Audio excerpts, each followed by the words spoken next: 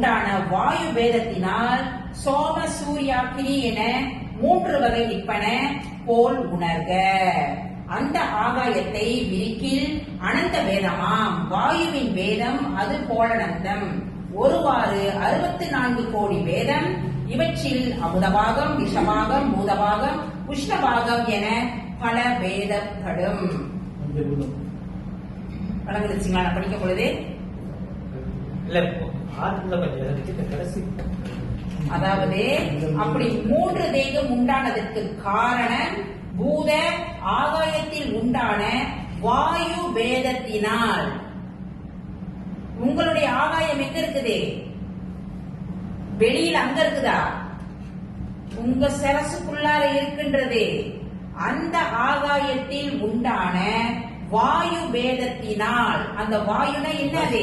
வாயு என்றாலே அது ஒரு சலனம். சலனம். வாயு என்றாலே அதுல ஒரு சலனம் இருக்குது. அந்த சலனத்தில் உண்டானதுதான் இந்த தேகம். நம்ம முதல்ல இதை நம்ம சொல்லி பேசிக்கிட்டு இருந்தோம் இல்லையா?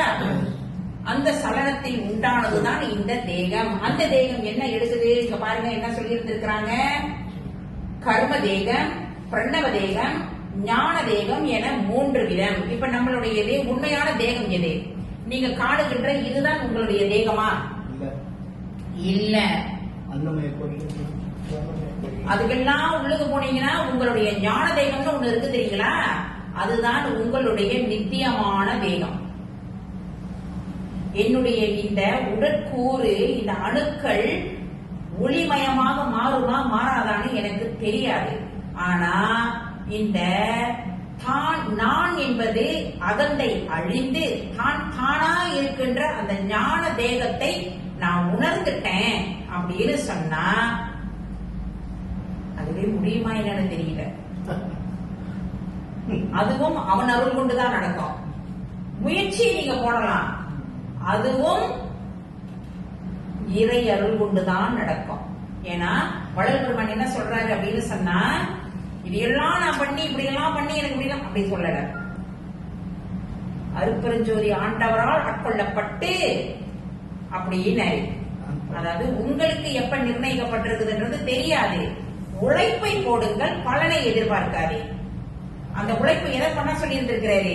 நீ உட்காந்து நீ கண்ண மூடி தவம் பண்றதுனால மட்டும் ஒண்ணும் கிடைக்க போறது இல்ல.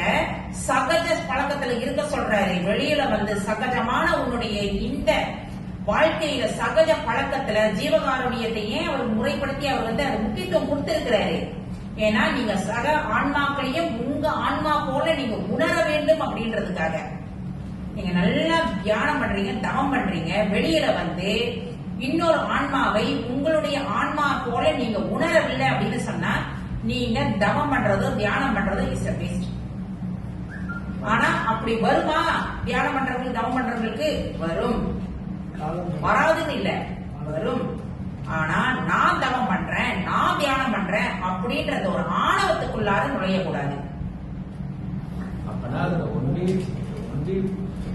நிலை உள்ள இருக்கின்ற உணர்வு நிலை. It is not something like a